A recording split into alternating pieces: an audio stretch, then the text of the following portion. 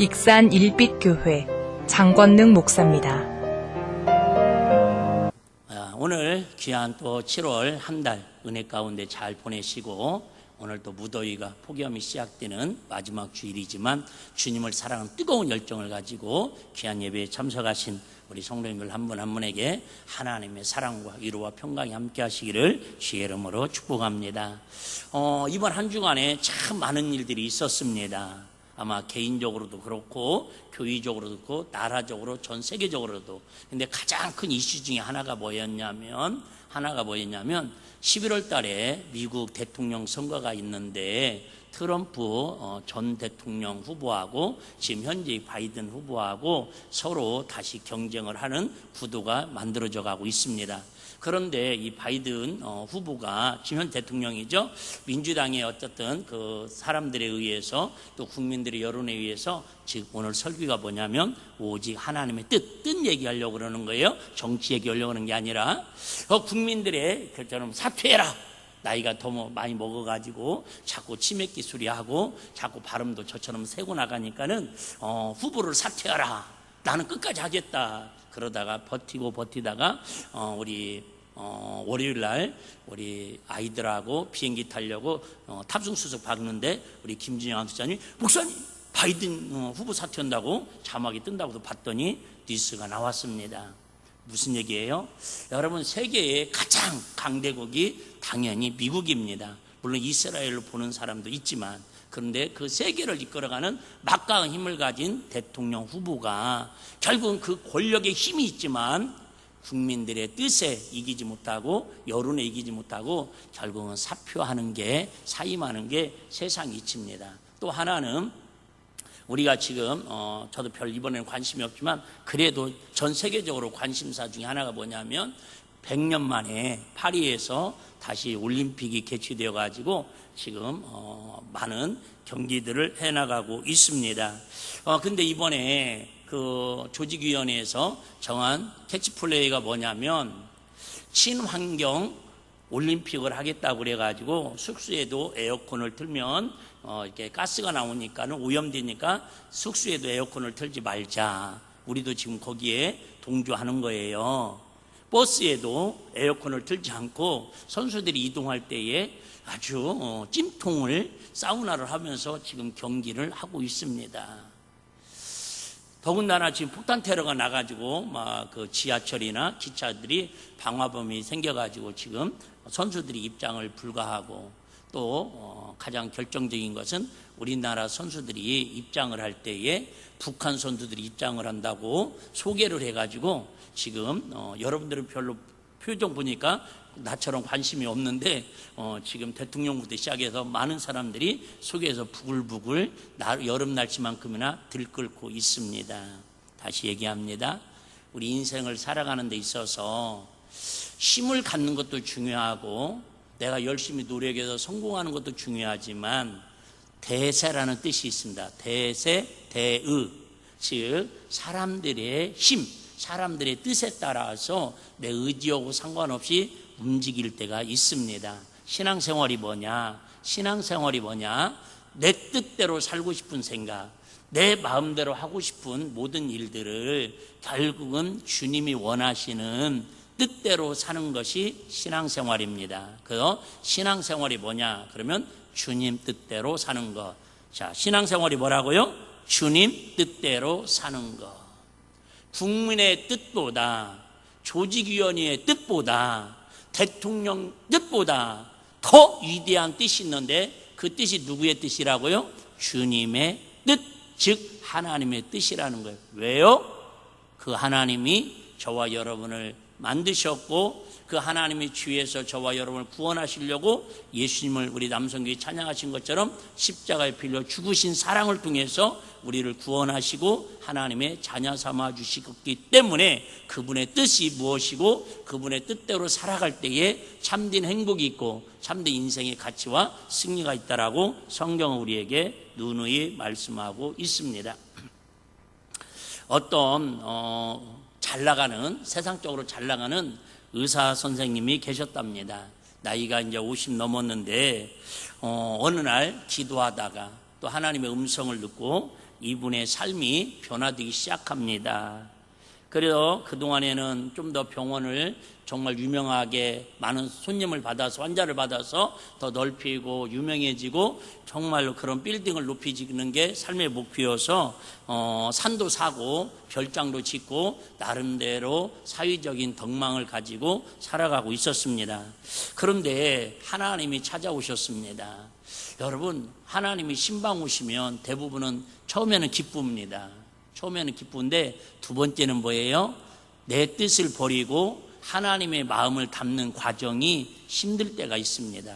그 과정을 지나고 나면은 하나님 주시는 기쁨과 보람과 열매가 삶을 통해서 열매 맺는 과정이 되는 걸 믿으시기를 바랍니다. 그래서 하나님의 신방이 와가지고 은혜를 받았습니다. 그동안 누렸던 모든 것들을 다 내려놓고 재산을 다 정리합니다. 산도 팔아버리고 별장도 처분합니다. 그리고 이분의 마음속에는 오직 하나님 주신 뭐가 있냐면 연변에 있는 중국, 연변에 있는 교포들을 향한 의료 선교를 하려는 게 하나님 주신 마음을 뜻을 품게 됩니다. 그래서 나이 50 넘어서 주변 사람들이 막 미쳤다고 그럽니다. 예수를 믿으려면 곱게 믿지 굳이 그렇게까지 극성맞게 믿을 필요 있겠냐고. 그런데 이분의 뜻은 하나님이 주신 뜻이기 때문에 굽힐 수도 없고 포기할 수도 없고 그죠? 좌절시킬 수도 없습니다. 그래서 나이 50 넘은 나이에 이분이 이런 얘기를 합니다. 내가 50이 넘도록 내가 열심히 나름대로 내 마음대로 살아왔는데 이제 남은 생에는 내 뜻대로 살지 아니하고 주님이 기뻐하시고 주님이 원하시는 뜻을 한번 살겠다라고 그분은 모든 한국에 있는 그런 재산을 다 처분해서 가족들과 함께 중국 연변에 가서 의료 선교하면서 복음자로 살아가고 있다라고는 실화의 이야기입니다. 이처럼 하나님의 뜻은 우리 인생을 180도 바뀌는 패러다임을 바꾸는 전화위복의 뜻도 있을 수 있지만 때로는 내가 갖고 있는 모든 것들을 포기하고 인간적으로 보면 손해볼 수 있는 그런 뜻도 하나님의 뜻 안에 있음을 알 수가 있습니다. 우리 지난주 기억나시는지 모르겠어요. 기도의 능력에 대해서 말씀드리면서 하나님의 뜻이 어디에 있는지 우리는 조금은 알 수가 있습니다. 근데 사실은 오늘 하고 싶은 얘기는 이 얘기예요.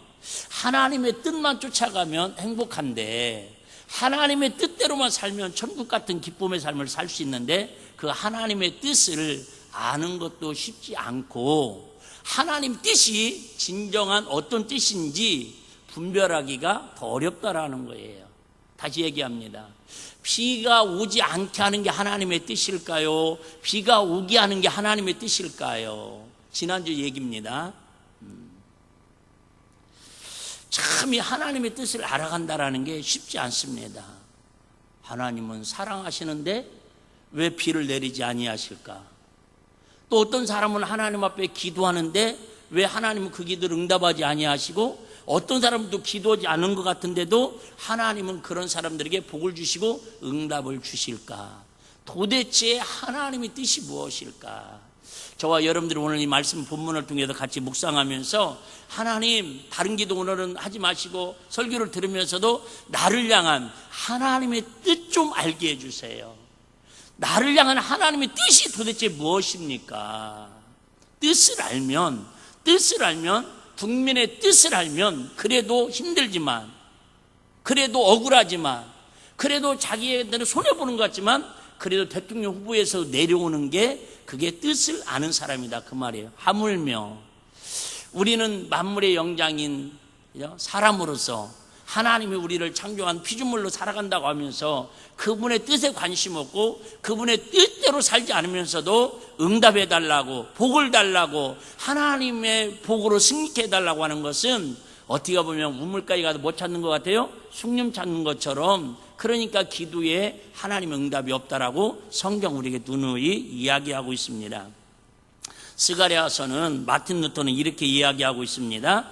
예언서들의 진수고 예언서의 결론이라고. 스가랴는 비록 짧은 성경이지만은 스가랴서에 담겨있는 예언들은 결국 성경 예언의 결론일 정도로 진수라고 할 정도로 그렇게 중요한 내용들을 담고 있습니다. 제가 수예배 때도 말씀드렸고 주일에도 2번 정도 설교한 기억이 있는데요. 내용은 이런 내용입니다. 이스라엘 백성들이 하나님을 섬기고 하나님 뜻대로 순종하고 살아야 하는데 자꾸 사람은요 하던 짓도 멍석 깔면 앉는다고 예수 안 믿을 때는 어떻게든 예수 믿게 하려고 많은 사람들이 전도를 통해서 이제 신앙생활을 합니다. 그 은혜 받으면 다 고백하는 게 이제 주님 뜻대로 살기로 했네, 주님 뜻대로만 살겠으면 고백을 해놓고 그 다음부터 노처럼 창세기 13장에 나오는 아브라함의 조카 노처럼 소돔과 고모라에 가서 처음에 살을 때 어떻게 살았을 것 같아요? 아이고, 내가 유삼촌 따라다닐 때는 참 은혜 많이 받았는데 우리 유삼촌은 뭔 일을 만날 때마다 기도하고 시작했고 기도로 진행했고 기도로 하나님의 뜻을 구했는데 나도 비록 세상을 화려하고 부귀영화를 누리고 나에게 젊은 나이에 이렇게 그저 소돔과 고모라 땅을 차지해가지고 어떻게 보면 하루아침에 부자가 되고 어떻게 보면 성공을 했지만 나도 그럴수록 또 겸손하게 하나님의 뜻을 구할 거야, 하나님의 뜻을 구할 거야. 아마 그렇게 롯과 그 가족들도 살았을 겁니다.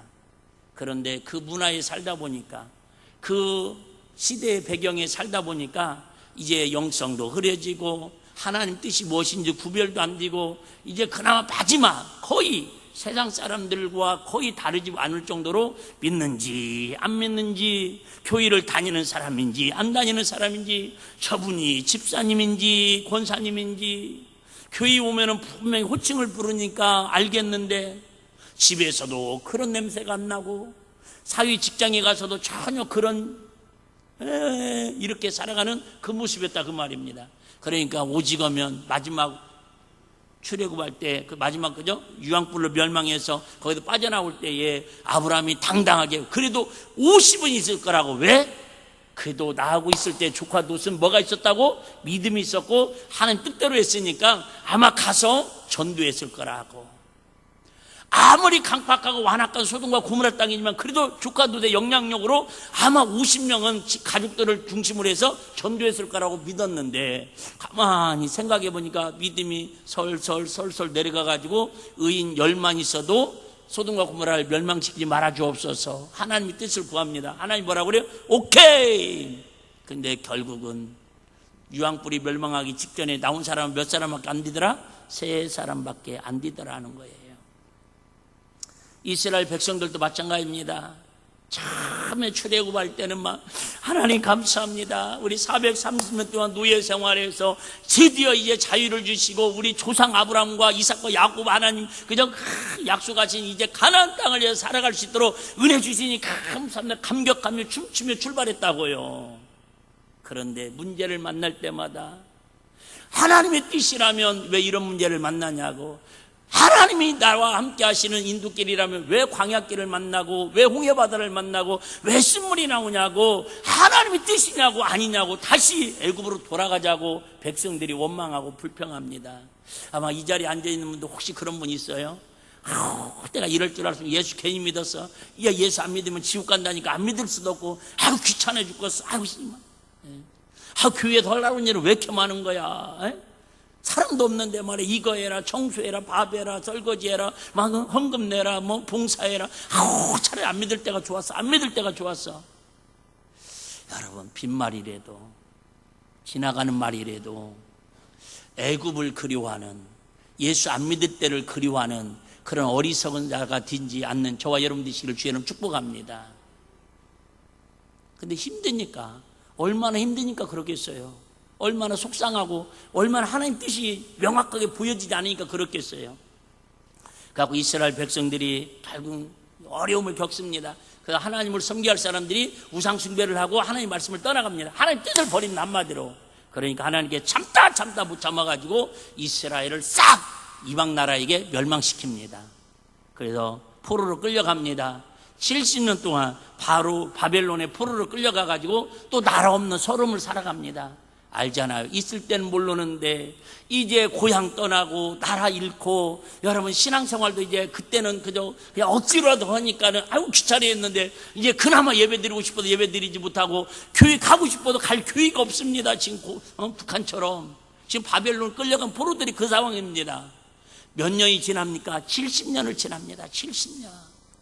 그러니까 이제 그나마 눈물로 예배드렸고 하나님의 사랑을 이적과 기적을 체험했던 1세대 할아버지 할머니들은 다 돌아가시고 이제 그나마 마지막 이제 그루터기 신앙으로 남은 자 신앙으로 몇 사람만 남아 있습니다. 그러니까 더 애절하게 다음 세대 자녀들에게 우리는 사실 비록 포로를 와서 끌려와서 이렇게 살지만 우리는 마음껏 예배드리지도 못하고 교회 가지도 못하고 찬양하지도 못하지만 사실 우리 조상은 하나님이 이렇게 선택하셨고 하나님이 이렇게 복을 주셨고 하나님이 이렇게 다윗을 통해서 솔로몬 성전을 준비하고 그렇게 영광스럽게 하나님께 예배하는 민족이었어야. 너희들은 결국 이걸 잊지 말아야 돼. 너희들이 지금 나라를 잃고 포로로 살고 있지만 지금은 교회를 가지 못하고 믿음으로 살지 못하지만 언젠가 너희들은 이 땅이 주인공이 아니라 예루살렘으로 돌아가서 하나님 성전을 재건하고 하나님 앞에 예배하고 하나님께 영광 돌리는 삶을 살아야 한다고 너무 이 자손들에게 교육을 시켰을 겁니다. 그런 기도의 눈물 어린 간구가 하나님께 상달되었는지 어느 날 드디어 에레미야 선지자를 통해서 예언하신 대로 페르시아 왕 고레스를 통해 가지고 예수도 믿는 왕입니다. 근데 하나님이 그 마음에 감동을 줘가지고 스룹바벨 시대일 때에 이제 70년 만에 예루살렘으로 돌아가가지고 성전을 재건하라고 허락을 해줍니다. 뭐를 정하니까? 하나님의 뜻을 정하니까 70년이 지나도 그 뜻은 분명히 이루시더라 그 말이에요. 그래서 너무너무 좋아가지고 막 춤추면서 와서 세상에 거기에다 그 수말리를 걸어와서 성전 건축을 하는데도 뭐 춤추면서 찬양하고 춤추면서 건축을 합니다. 그런데 그 성전을 건축하려고 하는데 옆에 사마리아라는 동네가 있습니다. 나라가 있습니다. 이 나라가 이야기합니다. 많이 들어서 아시죠? 우리도 성전 건축하는 일에 같이 껴달라고 동참하게 해달라고. 그러니까 또 유대인들은 자존심이 있습니다. 우리는 곧 죽어도 하나님의 선민인데 너희들의 쉽게 말하면 더러운 피는 이방인들의 헌금은 받지 도움은 필요 없다라고 거절을 합니다. 그러니까 이 사마리아 사람들이 그러면 우리끼리 예배 드리고 우리끼리 성전 지면 된다 생각하면 되는데 그게 아니라 모압과 주변의 나라들과 연합을 해가지고 성전 건축을 하지 못하도록 자재문만도 방해하고 성전 건축을 하지 못하도록 방해를 해가지고 16년 동안 성전 건축 재건이 올 수도 띱니다. 그러면 여러분 이 정도 들으면 자 첫째 앞에 부분 빼더라도 과연 하나님의 뜻이 그래도 이스라엘이 멸망하는 게 포로로 끌려가서 그렇게 사는 것이 하나님의 뜻일까? 안 믿는 사람들한테 그렇게 무시당하고 멸시당하는 게 하나님의 뜻일까? 두 번째, 하나님의 뜻이라면 고레스 믿지도 않는 사람을 통해서 70년 만에 성전 재건을 허락하셨으면 끝까지 성전 건축이 빨리 재건되게 하셔야지 왜 중간에 사마리아와 암몬과 모압과 그 사람들이 연합해가지고 성전 건축을 16년 동안이나 재건하지 못하도록 방해하는 게 과연 이게 하나님의 뜻일까 아닐까? 다시 얘기할게요. 여러분 하나님의 뜻은 도대체 뭘까? 말로는 우리에게 맨날 복 주시고 승리케 하시고 잘 되게 하신다고 약속하셨는데 왜 하나님 그냥 기도하면 뜻대로 그냥 살면 하나님 그 복 주시면 되는데 우리 약 올리는 것도 아니고 왜 하나님 뺑뺑뺑뺑뺑 숨은 그림 찾기 하듯이 우리 인생을 돌리시냐 그 말이에요. 내가 하고 싶은 얘기는 다시 얘기합니다. 하나님의 뜻은 다시 얘기하지만 지름길입니다. 그런데 인간들이 자꾸 곁눈질하고 하나님 뜻에서 어긋나기 때문에 그걸 바로잡으려고 하나님께서 그 인생들을 돌이키는 겁니다. 제가 오래전에 우리 허연 집사님 친정에 한번 이렇게 사과밭에 한번 오시라고 그래서 권사님 초청을 받고 제가 가서 이게 기도하고 왔습니다. 근데 거기 가서 제가 많은 걸 깨달았는데 제일 크게 깨달은 것 중에 하나가 뭐냐면 사과나무가 있는데 뭐 꽃도 따주고 속가리도 하는데 거기 보니까 가지마다 하늘로만 쫙 뻗지 못하도록 약간 이렇게 휘어지도록 옆으로 퍼져야 뭐예요? 임덕자 권사님만 지금 은혜를 받고 있습니다. 아는 사이인가 봐요. 사과나무가 이렇게 약간 쳐져야 첫째 따기도 편하고 햇빛도 골고루 들어가는가 봐요. 그래서 그 사과나무를 그 끝에다가 보니까는 너트라고 그러죠. 볼트 너트 같은 걸 어디서 그렇게 주워다 왔는지 조옥상 안대사님한테 그 고물상에서 가져갔는지 자원에서 가져갔는지 그 나무 끝끝마다 전부 다 너트 크기에 따라서 큰 거, 작은 거, 중간 거 해가지고 나무마다 다 이렇게 해가지고 뭐랄까요? 쉬게 만드는 그 작업을 하고 있더라고요. 저는 거의 한 16, 17년 전에 보고 왔는데 지금도 생생합니다. 무슨 얘기예요? 나무의 속성은 햇빛 보고 쭉 위로 뻗고 싶습니다.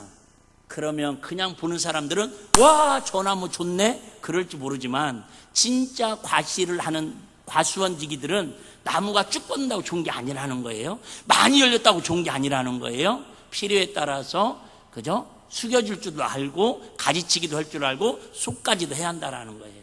근데 문제는 만약 이렇게 수거졌던 나무를 다시 피는 게 쉬울까요? 어려울까요? 어렵습니다.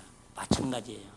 우리 하나님의 말씀을 쭉 따라가면 되는데 한번 잘못된 길로 내비처럼 잘못된 길로 오면 차 뉴턴에서 오면 되지만은 하나님의 뜻을 어겨서 자꾸 우상 숭배하고 하나님의 죄를 따라 하나님의 말씀을 떠나 죄를 따라 살면요 이걸 돌아오는데 생각보다 쉽지 않습니다.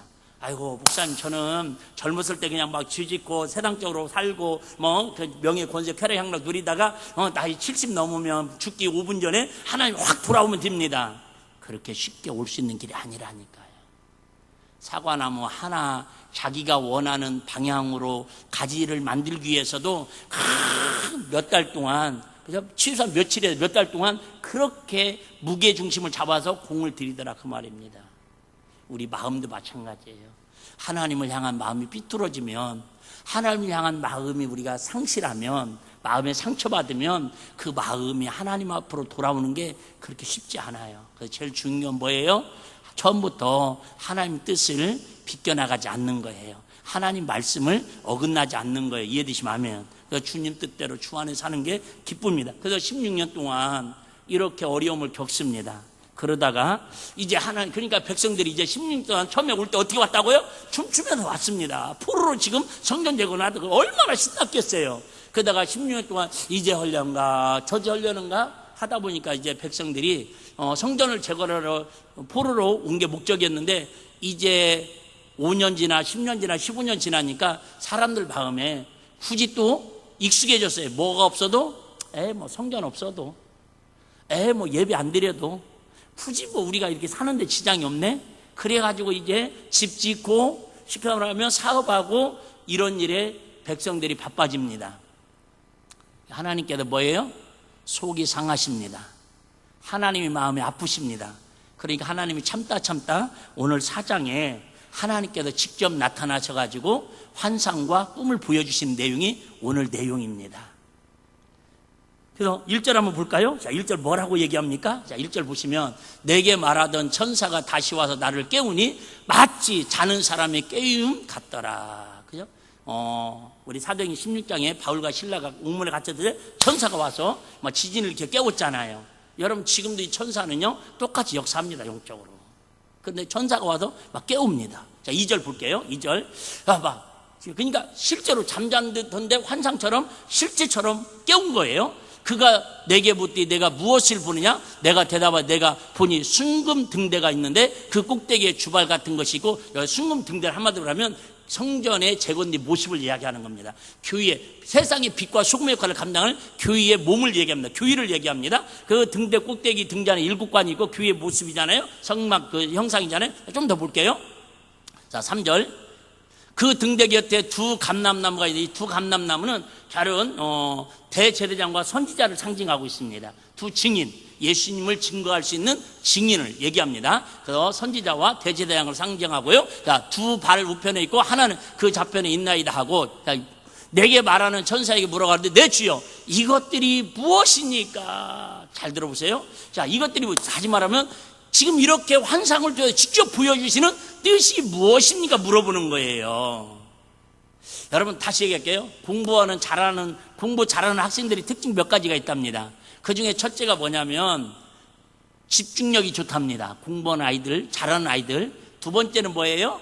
질문을 잘하는 아이들이랍니다. 자, 어쨌든 여러분 우리 신앙생활을 잘하려면 다른 거 기억 안 나더라도 자꾸 무슨 일을 하고 또 어려운 일이 생기고 뭐 자꾸 생각지 않은 문제들이 자꾸 생기면은 하나님 이 문제가 이 상황을 통해서 무엇을 깨닫기를 원하는 즉 쉽게 주님의 뜻이 무엇입니까? 묻는 은혜가 있자 그 말입니다. 할렐루야. 여기도 있잖아요. 무엇입니까? 내 주여 이것들이 무엇입니까? 그랬더니 5절 보셔봐요. 자, 내게 말하는 천사가 대답하여 가로되 내가 이것들이 무엇인지 뭐요? 알지 못하느냐. 계속 내가 대답하되 내 주여 내가 알지 못하나이다. 여러분, 그나마 여기에서부터 주님의 은혜가 시작되는 거예요. 대부분 많은 사람들이 여기에서 조금 아는 거 가지고, 조금 본 거 가지고, 알겠습니다. 목사님 걱정하지 마, 내가 알겠습니다. 주님의 뜻이 무엇인지 알겠습니다. 다시 해요. 저와 여러분들은 너무 자신에게 대해서 관대하시고요, 너무 자신의 능력에 대해서 너무 과대평가하는 경우가 상당히 많습니다. 주님의 뜻을 알기 원하는 사람들의 마음은요, 여러분 어쨌든 내 자신을 과대평가하지 마시고 과소평가도 하지 마시고 그대로 빈 마음으로 깨끗한 마음으로 주님께 묻는 은혜의 마음을 갖는 저와 여러분들이 되시기를 주의는 축복합니다. 내가 대답하되 내 주여 내가 알지 못하나이다. 아니 지금 16년 동안 성전 건축하다가 멈춰졌어요. 70년 만에 지금 그죠? 바벨론에서 포로로 갔다가 지금 왔어요. 나름대로 그도 하나님 뜻을 안다고 지도자로 지금 이끌어 가고 있잖아요. 얼마나 얘기할 수 있잖아요. 몰라서 모른다고 그러겠어요? 여러분 순금이 뭔지 모르고 여러분 등대가 뭔지 모르고 두 감람나무가 뭔지 몰라서 지금 모른다고 그러겠어요? 아니에요. 알긴 아는데 정확하게 주님이 원하시는 뜻을 모르겠다 그 말입니다. 우리 속담도 있잖아요. 선무당이 알긴 안다니까요. 제일 위험한 사람이 뭐라고요? 어렴풋이 아는 거예요. 신앙생활 마찬가지. 자, 6절 마지막 그가 내게 일러 가로되 여호와께서 스룹바벨에게 하신 말씀이 이러하니라. 그랬더니 내가 모른다고 하니까 직접 뭐예요? 천사가 스룹바벨에게 알려줍니다. 만군의 여호와께서 말씀하시되 이는 힘으로 되지 아니하고, 여기서 힘이라고 하는 것은 군사적인 힘, 정치적인 힘을 얘기합니다. 세상을 움직일 수 있는 힘 이해되시잖아요? 자, 힘으로도 되지 아니하고 능으로도 되지 아니하고 오직 다의 신 뭘로 되느니라? 성령으로만 되느니라. 다시 얘기합니다. 여러분 교회를 예를 들면 건축을 하든 개척을 하든 첫째 뭐가 있어야 돼? 땅을 사든 건축을 하려면 솔직히 돈이 있고 자원이 있고 개척을 하더라도 임대를 내든 보증금을 내든 교회 개척 멤버들이 있어야 하잖아요. 근데 지금 스룹바벨에게 야 너희가 지금 건축 자재가 없어서 16년 동안 이렇게 건축이 지금 멈춰져 있는 줄 아냐? 너희들을 힘으로 사마리아와 주변의 나라들이 연합해서 성경 건축을 방해하는 게 그게 너희들이 힘이 없어서 건축이 지금 제한되고 있는 줄 아냐? 한마디로 말하면 성령님으로 즉 하나님의 뜻으로 하려고 하지 않아서 모든 것들이 지금 멈춰져 있다라고 경고하는 메시지다 그 말입니다. 그런데 저와 여러분들은 죄송해요. 솔직히 저와 여러분들이야말로 진짜 우리 힘없는 사람이잖아요. 아멘도 안 하시네. 여러분들 힘이 많은가 봐요. 난 힘이 없어요. 나는 교인들이 한마디만 해도 벌벌 떨고 문자만 해도 쫄고 오라면 오고 가라면 가고 저는 힘이 하나도 없습니다. 내가 봐도. 여러분 저와 여러분들이 세상에 무슨 힘이 있습니까? 무슨 능력이 있습니까? 남들한테 뭐 내가 이거 잘한다고 자신 있게 내세울 만한 게 뭐가 있습니까? 그러면 우리 그냥 빨리 주님 앞에 손 들고 오늘 스룹바벨이 고백한 것처럼 나는 주님의 뜻을 알지 못하겠나이다. 내 인생을 내 맘대로, 우리 가정을 내 맘대로, 우리 삶을 내 맘대로 할 힘이 없습니다. 주님께서 통치하시고 성령님께서 다스리셔서 하나님 뜻대로 순종할 수 있도록 은혜 주옵소서. 주님 앞에 납작 엎드리는 게 은혜인 줄로 믿습니다. 그러면 하나님께서는 무엇 때문에 우리에게 하나님 뜻을 이루라고 말씀하십니까? 이사야 43장 21절 같이 한번 읽겠습니다. 시작. 이 백성은 내가 나를 위하여 지었나니 나의 찬송을 부르게 하려 하십니라. 그래요 여러분, 저와 여러분들은 오해하면 안 돼요. 저와 여러분들은 이 백성은 하나님의 자녀들은 내가 하나님께서 누구를 위하여? 나를 위하여 지었나니. 이번에 우리 성서박물관 그 가이드하는 목사님이 그 얘기 하더라고요. 아브라함이 독자 이삭을 번제로 드리려고 했잖아요. 그런데 옆에 하나님께서 아브라함아 독자 이삭을 드리지 말고 뭐를 거기에다가 숨겨놨다고요? 준비해놨다고요? 순양을. 근데 이 순양을 1번 하나님을 위하여 숨겨놨다, 2번 아브라함을 위하여 숨겨놨다, 3번 이삭을 위하여 숨겨놨다. 몇 번이래요? 여러분들은 잘 모르겠죠. 우리 이든이는 정확하게 맞추더라고. 주일학교가 수준이 상당하더라고요. 하나님을 위하여 양을 만든 거예요. 우리가 볼 때는 누구를 위해 준비해 놓은 것 같아요? 아브라함 아버지를 위해서, 아브라함의 믿음을 위해서. 나도 사실 그러려고 그랬거든요. 아브라함이라고 하려고 그랬거든요. 근데 처먹었어요. 그냥 절제가 되더라고. 그렇지 않으면 누구를 위하여? 이삭이 죽게 생겼으니까 하나님이 이삭을 살리려고 양을, 그게 말이 어떻게 보면 제일로 마음에 감동이 오잖아요. 근데 아브라함 아버지도 아니고, 잘 들어서 여기에 다 설교의 핵심 다 들어있어요. 아버지 아브라함도 아니고, 믿음이 좋아서도 아니고, 순종을 잘해서도 아니고, 이삭이 죽는 게 아까워서 살리려고 양을 준비한 게 아니라 누구를 위하여? 하나님을 위하여. 여러분, 이 말씀이 그 말씀이에요. 우리는 자꾸 농담 비슷하게 그런 얘기 하잖아요. 뭔 일 있으면 나 이제 교회 안 가. 꼭 교회를 부인을 위하여, 엄마 아빠를 위하여, 심지어 어떤 사람은 그런 사람도 있죠. 여러분 집에서 한 명씩은 있잖아요. 어떤 사람은 뭔 얘기면요, 목사님을 위하여 교회 가는 것처럼 얘기하는 사람이 있어요. 여러분 없네, 다행히. 여러분 제발 부탁하는데, 이 백성은 내가 하나님께서 나를 위해 지었대요. 여러분 누구의 자녀라고요? 하나님의 자녀라고요. 여러분을 지은 분이 누구라고요? 하나님이시라니까요. 근데 저와 여러분들이 우리 아는 것처럼 야곱처럼 우리는 뭐 같은 인생이었어요? 지렁이 같은 야곱 같은 인생이었잖아요. 그런데 오늘 본문에, 아니 다른 본문에 보면 이렇게 저와 여러분을 하나님께서 인정해 주십니다. 자, 스가랴 2장 8절 빨리 보겠습니다. 스가랴 2장 8절 보면 만군의 여호와께서 이같이 말씀하니 너희를 노력한 열국으로 영광을 위하여 나를 보내셨나니 무릇 너희를 범하는 자는 시작 그의 눈동자를 범하는 것이니라. 저와 여러분을요, 하나님이 얼마나 사랑하는지 하나님의 눈동자처럼 여겨주시겠대요. 할렐루야. 솔직히 우리가 이런 사랑 받을 만한 자격이 있어요, 없어요? 솔직히 세상에도 이런 데 못 받잖아요.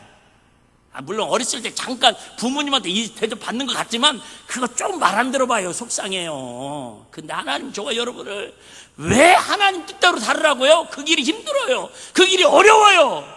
그럼에도 불구하고 하나님 뜻대로 살아야 할 이유는 하나님이 저와 여러분을 하나님의 눈동자처럼 지켜주신대요. 할렐루야. 또 넘어갈게요. 시간 없으니까. 자, 스가랴 9장 16절입니다. 스가랴 9장 16절. 이날에 그들의 하나님 여호와께서 그들을 자기 백성의 양떼같이 구원하시리니 그들이 면류관의 보석같이 여호와의 땅에 뭐하게 하리라? 빛나게 하리로다. 보석같이. 보석이 뭐 여러분들은 뭐 별로 없으니까 별 관심이 없는데 어쨌든 막 보석, 면류관의 보석처럼 얘기하잖아요. 이번에도 누가 올림픽 금메달 하나 땄는가 보더라고요. 근데 그 금메달 하나 따기 위해서 막 4년 동안을 고생을 하잖아요. 네? 근데 그 면류관의 보석같이 저와 여러분을 뭐하게 한다고요? 빛나게 하신대요. 뭐하면요? 하나님의 뜻대로 살면, 하나님의 뜻을 구하고 살면. 근데 그 길이 쉽겠어요? 어렵겠어요? 언젠가 한번 김연아 선수 아시죠? 김연아 선수가 그렇게 유명해지고 막 현역으로 있을 때에 제일 하고 싶은 게 뭐냐고 물어봤더니 떡볶이 오뎅 먹는 게 제일 하고 싶대요. 죄송해요. 저와 여러분들은 아무리 뭐 돈 없다고 그래도 떡볶이 오뎅 그래봤자 10,000원어치 사 먹을 정도는 얼마든지 되지 않습니까? 근데 김연아 선수가 돈이 없어서 떡볶이 오뎅을 먹는 걸 손으로 삼을까요? 아니에요. 왜요? 몸매 관리하려고. 살찔까봐 참고 그 10대에 그 17, 18살 그 나이에 그걸 참으면서 한 번 트리플인가 뭐 엑셀인가 뭐 그걸 하기 위해서 3,000번을 넘어지면서 그 하나의 기술을 완성을 시킨다고 그러잖아요. 그런데 우리는 김연아 선수가 받은 김연아가 그렇게 잘해서 올림픽에 가서 금메달은 못 땄을 것 같아. 내가 볼 때는 모르겠네요. 그런데 우리는 하늘나라의 연류관에 모처럼 하나님이 보석처럼 영롱하게 영원히 빛나게 해주신대. 할렐루야. 그런데 여러분, 거절로 든다면 그게 사기 아닐까요? 여러분, 신앙생활 하는데 어려움도 없고 시험도 없고 고난도 없는데 그냥 면류관에 보석처럼 빛나는 그런 하나님 영광 자리에 우리를 높여준다면 그거 여러분 이단 아닐까요? 뭔가 잘못된 거 아닐까요? 우리는 자꾸 고난 없는 영광을 너무 익숙해지려고 그래요. 우리가 날마다 그러면 하나님 뜻을 어떻게 하면 이루고 살아갈 수 있겠습니까? 다 말씀을 드렸습니다. 베드로 한번 잠깐 볼게요. 베드로는 여러분 고기 잡는 어부였어요. 근데 주님이 부르시니까 두말하지 않고 네 하고 순종하고 따라다닙니다. 그리고 얼마나 예수님의 설교를 아침부터 들으면서 참 좋아했겠습니까? 나는 우리 아이들이 저를 참 좋아하는 줄 알고 착각을 했어요. 나는 진짜 좋아하거든요. 그러다 우리 저녁에 우리 잠깐 예배 드리자. 그래서 물어봤어요. 오늘은 목사님이 여러분을 너무너무 좋아하니까 3시간 동안 12시까지 예배 드리고 자자 그랬더니요. 노! 그럼 어떻게 할까? 짧게. 게 중에 제일 맛있는 게는 짧게라는 걸 제주도 가서 내가 알게 됐어요. 그런데 여러분, 베드로나 그 제자들은 예수님의 주옥 같은 설교를 눈만 뜨면 들을 수 있는 거예요. 예수님이 설교도 여러분들은 별로 안 좋아하는 표정들이야 지금. 예수님은 가는 곳마다 기적과 이적과 표적을 해서 사람들이 우와! 여러분 얼마나 황홀하고 얼마나 좋았겠어요. 심지어 베드로는 예수님과 함께 뭐예요? 물 위로도 걷잖아요. 또 뭐 또 합니까? 예수님은 주는 그리스도요 살아계신 하나님의 아들이라고 신앙 고백까지 합니다. 그랬던 베드로도 예수님 십자가 지시기 직전에 결국은 그 어린 여인 앞에서 계집아이 앞에서 예수님을 모른다고 3번이나 부인하고 저주하잖아요. 이만큼 하나님의 뜻대로 순종하고 살아가는 게 쉽지 않다라는 거예요. 근데 오늘 6절에 말씀하는 것처럼 힘으로도 되지 않고 능으로도 되지 않는데 뭘로? 하나님의 신 그죠? 베드로가 결국은 예수님이 부활하셔가지고 나타났고 그물이 찢어지도록 잡혔는데도 불구하고 제대로 믿지 못합니다. 근데 사도행전에서 성령 충만함을 경험을 하니까 그 다음부터 하나님의 뜻이 무엇인지를 알고 그가 순종하며 결국은 복음을 증거하는 순교자의 삶을 살아가는 것을 우리는 알 수 있습니다. 다시 말씀을 정리합니다. 여러분, 예수 믿는 거 좋은 일이지만 쉬운 일은 아닙니다. 근데 우리는 예수 믿고 신앙생활하는 것을 좋은 일이고 쉬운 것처럼 착각을 자꾸 하고 싶어 합니다. 다시 얘기합니다. 절대 예수 잘 믿는 거 쉬운 일 아닙니다. 우리 처음부터 마음을 굳게 먹고 다시 한번 출발했으면 좋겠어요. 왜요? 처음에 축구 선수가 뛰고 올림픽 선수가 나가서 금메달을 따는 목표를 정한 사람들이 여러분 동네 축구하듯이 아이들이 동아리에서 이렇게 그저 체육하듯이 그런 마음으로 하지 않을 거예요. 어떻게 보면 저번에도 TV 뭐 나오던데 손흥민 선수 아버지가 그 아이들을 막 폭행을 했느니 어쩌느니 해가지고 그 어렸을 때부터요 몇백만 원씩 1년에 몇천만 원씩 그렇게 훈련시키고 해외 연수 보내고 그렇게 해서 국가대표가 되고 세계적인 선수가 되는 거예요. 그냥 동네 축구 취미로 해가지고 국가대표 선수 된 사람 난 역대 이래 만나본 적을 없어요. 들어본 적도 없습니다. 하물며 우리는 하늘나라에 여러분 어떻게 국가대표로 우리 일빛교회에서 신앙생활 하는데 우리 동네 축구하듯이 그냥 설렁설렁 알바하듯이 우리 그런 신앙생활 하지 마시고 좀 더 오늘 말씀을 통해서 근데 우리가 막 거창하게 막 그러자는 게 아니라 출소한도 우리 삶 순간순간마다 하나님의 뜻이 무엇인지 구하고 내 뜻보다 성령님이 내 마음과 생각을 지배하셔서 성령님이 이끌어가는 그런 마음, 그런 가정, 그런 교회, 그런 삶이 되도록 기도하는 저와 여러분들이 되시기를 주의 이름으로 축복합니다. 우리 잠언서 27장 23절 24장 읽고 정리하도록 하겠습니다.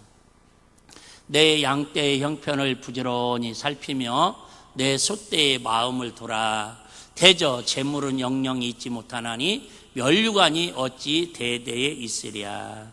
어떤 신실한 청년이 이렇게 회사에 입사를 이제 지원을 했고 기다립니다.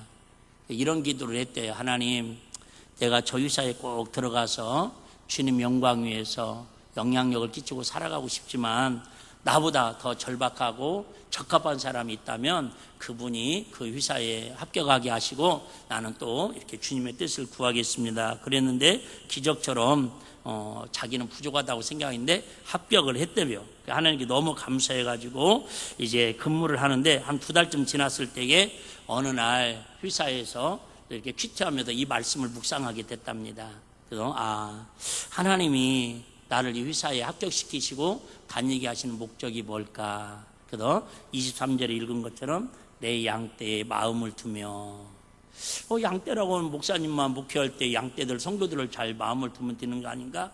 그랬더니 아니더라는 거예요. 자기 동료, 선배, 상사들의 양떼로 보면서 어떻게 보면 저분들에게 하나님의 사랑을 전할 것인가, 좀 더 일찍 나가서 그저 겸손하게 대하고 친절하게 대하고 그랬더니 그들이 산에 이렇게 큐티 모임에 더 참석하는 인원이 늘어나더라는 거예요. 그러다가 24절에 보니까 재물은 영원하지 않다고, 그럼 이 재물을 어떻게 하면 잘 쓸 것인가 묵상하다가 탈북자들을 이렇게 사역하시는 그런 교회 탈북 사역하는 목사님에게 자기의 월급의 일부를 떼어서 후원하기로 결정했다고 하는 그런 간증을 나누는 걸 들었습니다.